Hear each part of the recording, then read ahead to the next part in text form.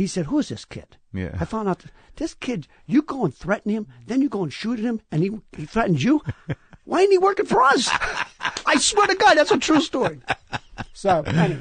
And then, okay. I ended up going to jail for that. So you started boxing basically what, to protect yourself in jail? Were you? Well, I mean, I fought a little bit outside. We had some amateur fights, Yeah. then we had some 5-rounder fights. And Yeah. then when I went in prison, what did I do? I studied, I read, and I worked out. And I would go in, and it was a brand new prison. Right. My number was Z0091, like a radio station. I was a 91th inmate in this brand new prison. So it was like living in a new apartment. Yeah, it was great, man.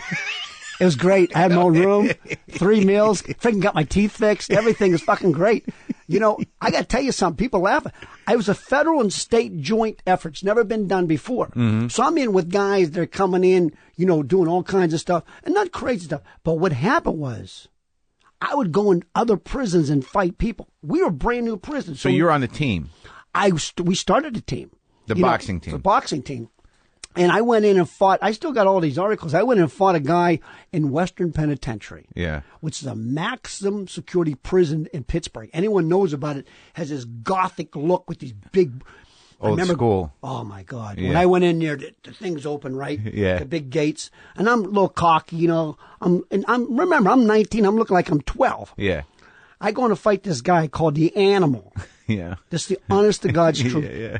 Mark, he was locked up 23 out of 24 hours because he always would get in a fight with the guard or an inmate. Yeah. So they let him out for an hour to work out. Yeah. So I look at this. I come in the ring, and I'm going in there. There's 1,500 people. I'll never forget this. All inmates. All inmates. Yeah. All friggin' heavy time. Yeah. In maximum security prison. Yeah. I'm in the minimum security prison. Yeah. They call it the country club, right? Mm-hmm.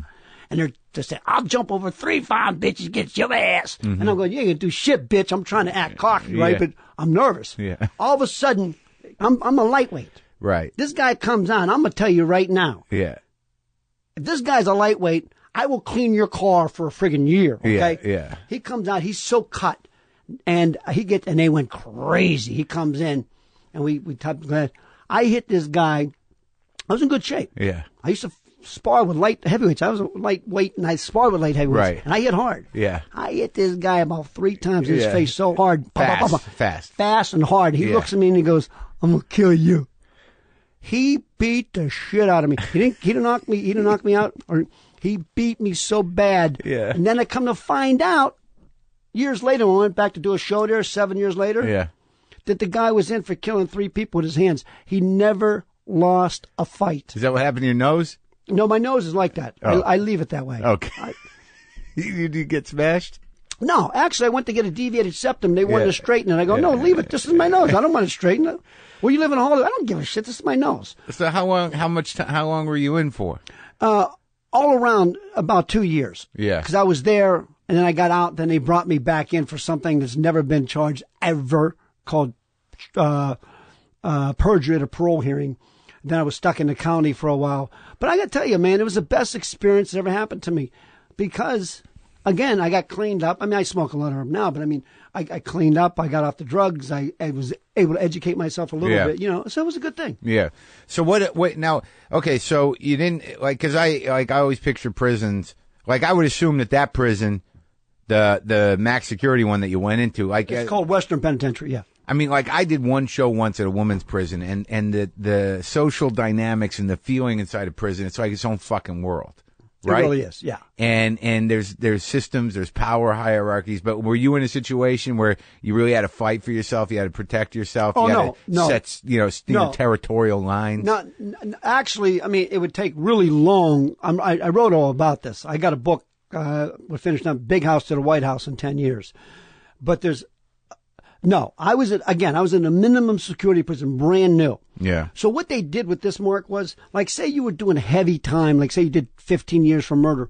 They would put you in there for about 3 or 4 months, before they put you out on the street, just to kind of level it out a little bit, instead of taking it from a really hard, Graterford prison in Philly is 98% black. You do not want to go there. Right.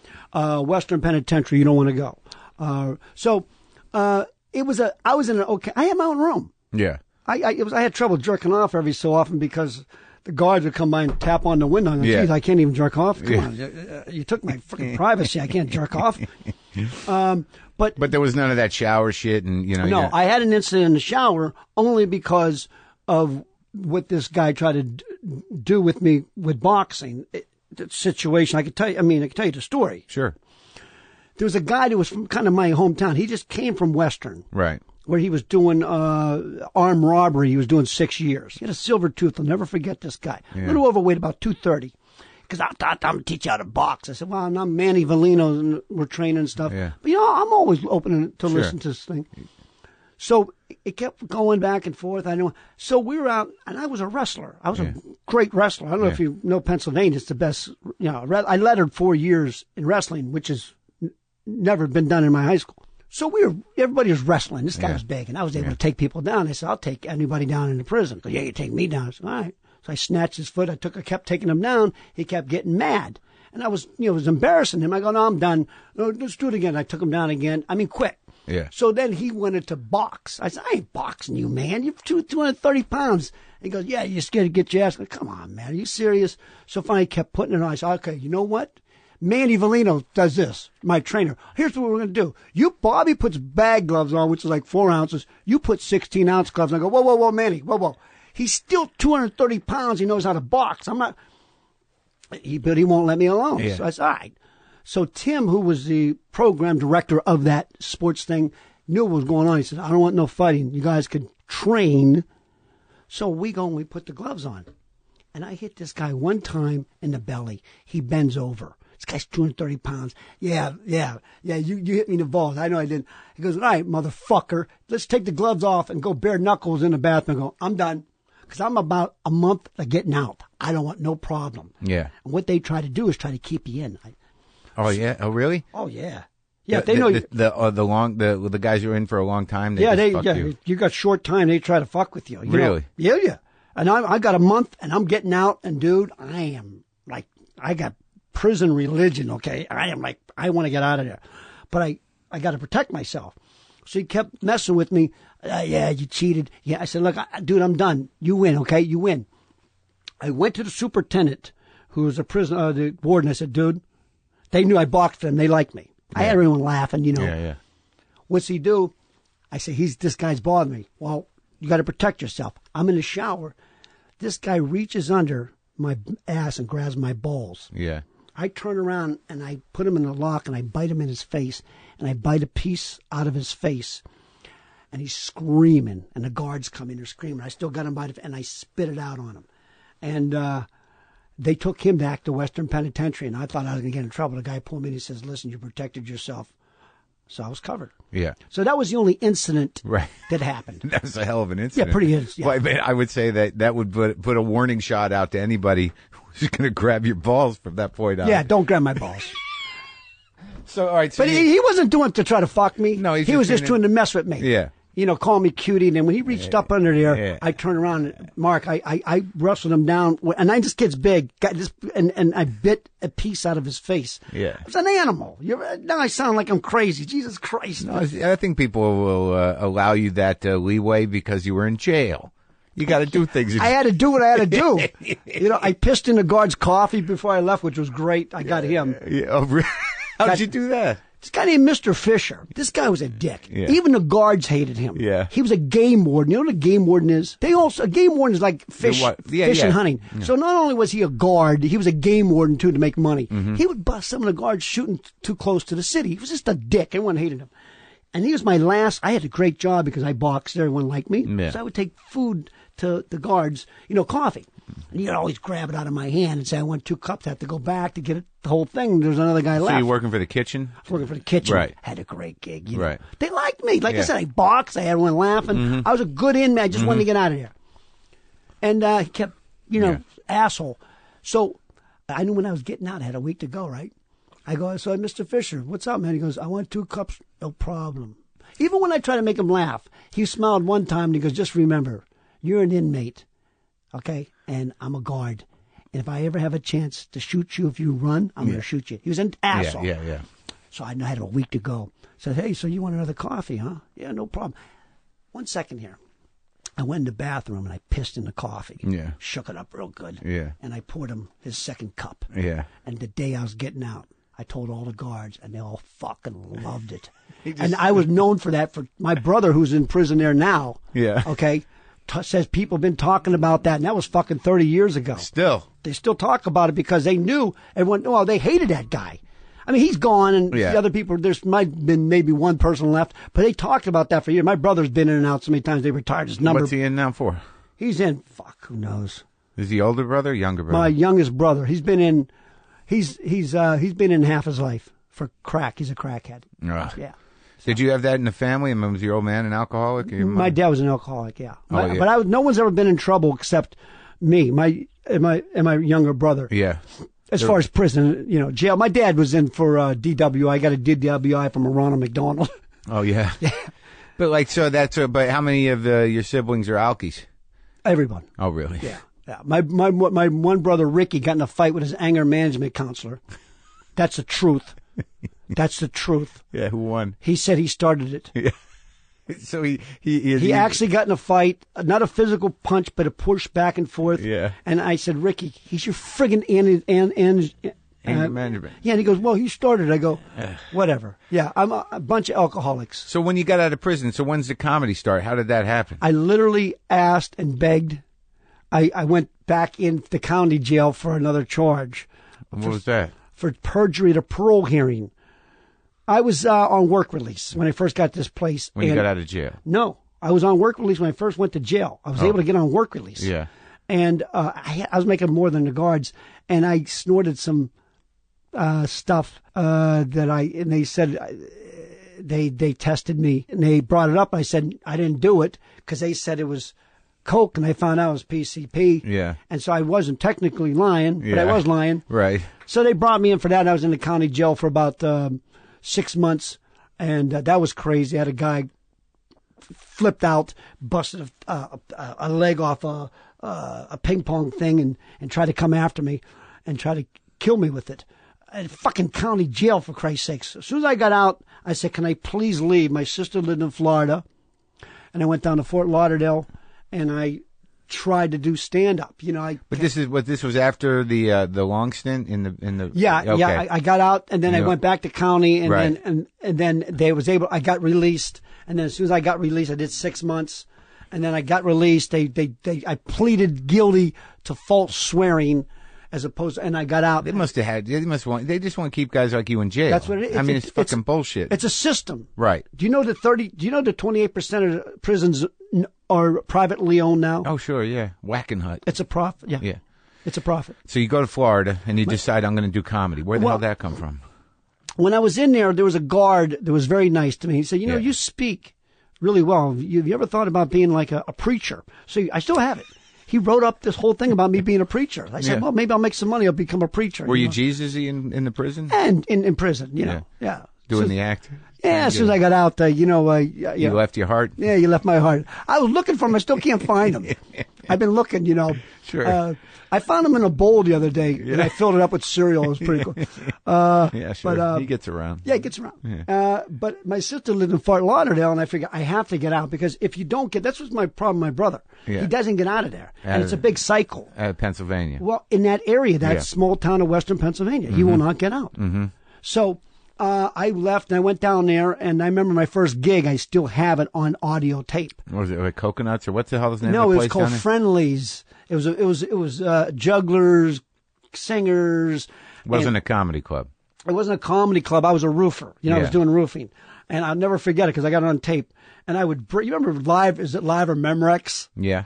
Well, I took these glasses on stage and with a 20-pound hammer, broke it, and go, is that Live or Memorex? And the club owner said to me, dude, listen, I know this is your first time, but you can't do that again. You're cutting the audience, and you can't do that. People are being injured. Yeah. It's breaking all over. It's like, and I remember having the tape on a tape, and I hear this guy going, "This guy's so fucking bad. Well, he better stick to be a roofer. He's horrible." You heard that on the tape recorder? It was my first time. I'm telling you, I tape everything. You still have it? Yeah, dude. I'm telling you, I have every write up. When did you come to New York? When did I? Yeah. Well, I think I met you. I came out to L.A. in 80 because I figured like a fighter, you're as good as your competition. You right. go, well. So you've been doing comedy 4 years? Who, me? Yeah. No, I was doing comedy for like 2 months or 3 months, and I figured I'll go to L.A. You get as good as your competition. Yeah. That's when I met Kennison, and So you were hanging out at the store? I was hanging out at the store. I would go back with Kennison and snort coke. At 81? 80, 81. Remember we used to sneak back in at the Comedy Store? Do you remember that? Or no? I mean, I was there, and I was later. I mean, I was there in 87. Okay. So I missed you. I met you in New York. Right. Okay. So 80 to 84, I was in I came here. Yeah. I couldn't get on stage. I couldn't even spell comedy. It was horrible because I didn't know what the people were talking about, like humor. Yeah. I'm a late bloomer. Yeah. And but then when I went to New York in 85, I got out of there. I got to be friends with Kennison and Pryor and all those guys. They liked me. Out here. Out in L.A. Yeah. I went to New York in 85, and that's when I cut my teeth, and that's when you could perform. There's 8 one-nighters on a Monday. Right. In fact, I'm working on a doc right now called Betty's Fireside, the worst one-nighter in the country. Was it the worst one? Do you remember that? No, I didn't do it.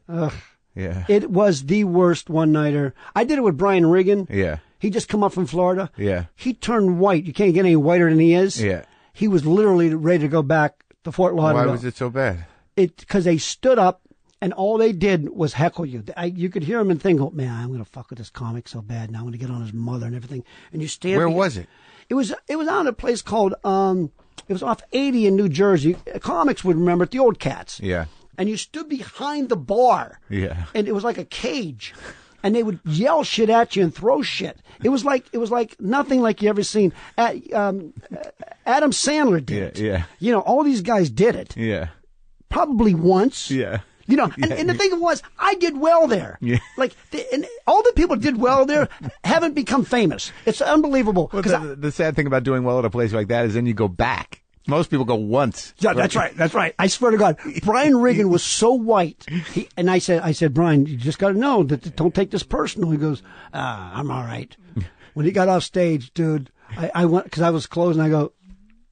Yeah, he goes, He was like stuttering and stuff, like stuttering. Bad, huh? Yeah, it's horrible.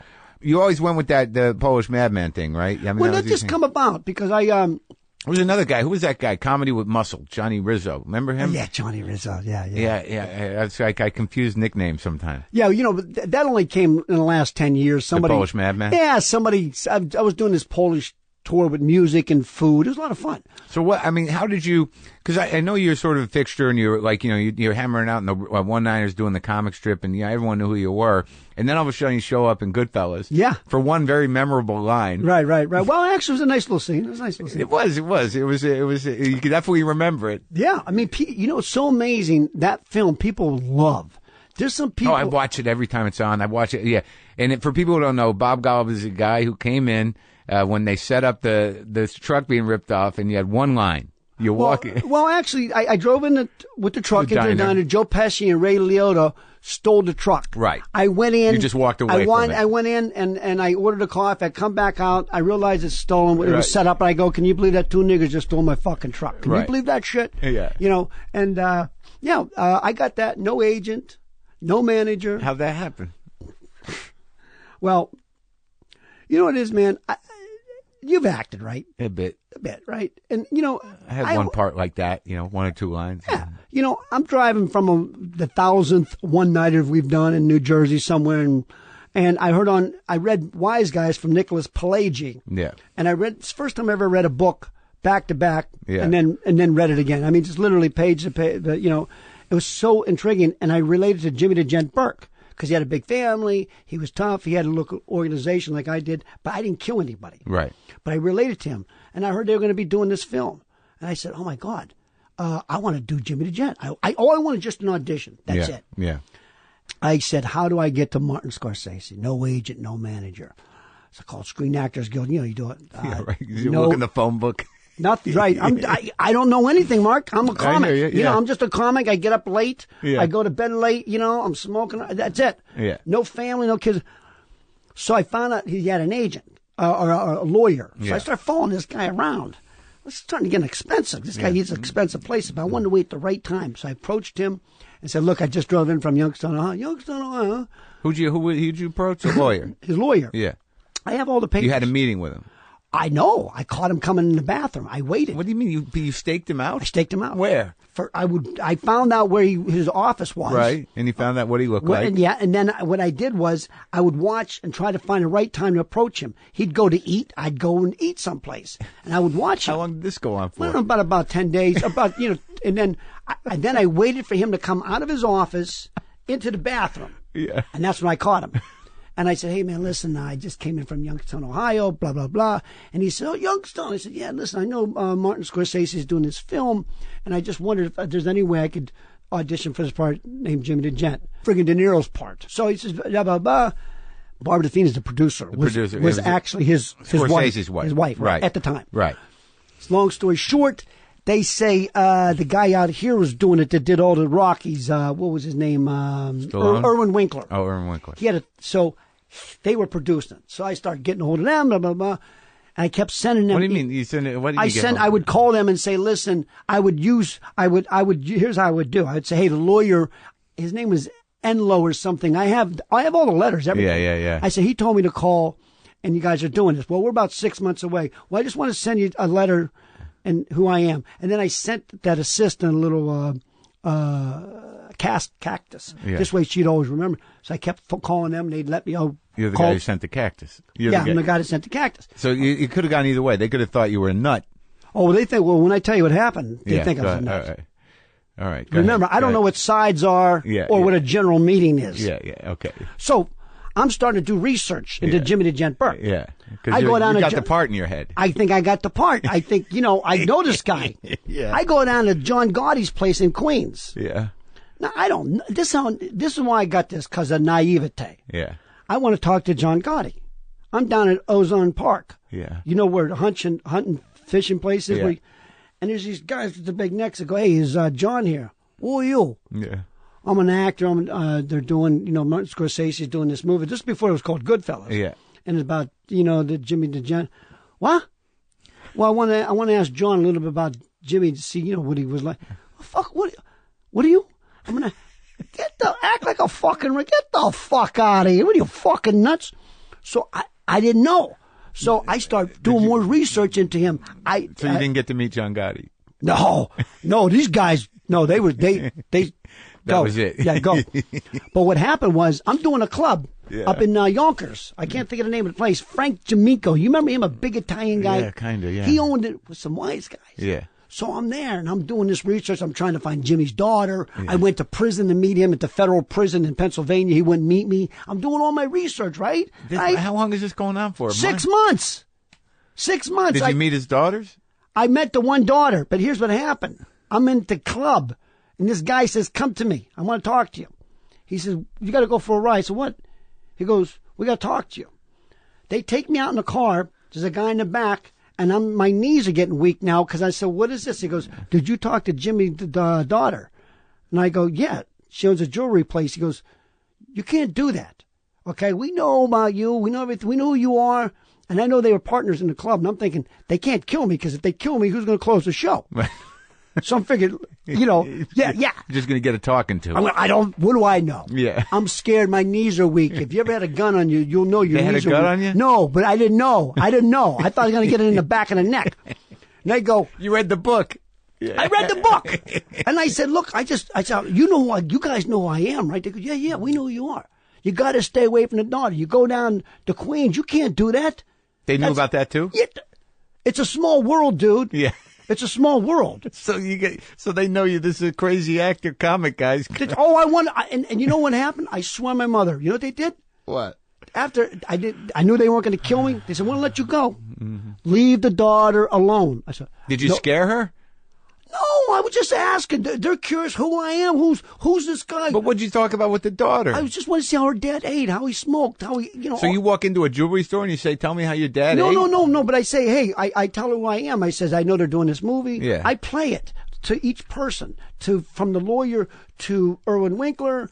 But were you telling people you had the part, or just that you? No, I said I'm going to be going up for the part. Which I'm not. So you cornered his lawyer. You sent a cactus to Irwin Winkler's assistant. Wait till I do with the casting director.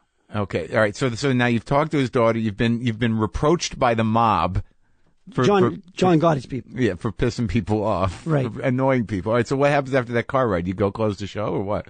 I closed the show, and they told me, they'd spend a little extra time with me and told me how he smoked. They said, I swear my mother, they said, you know what? You look like him. You remind us of a young Jimmy. Yeah. And I'm going, man, this is fake. Man, this is good. They go, just keep cool. We know what you're doing. It's all right. Everybody knows.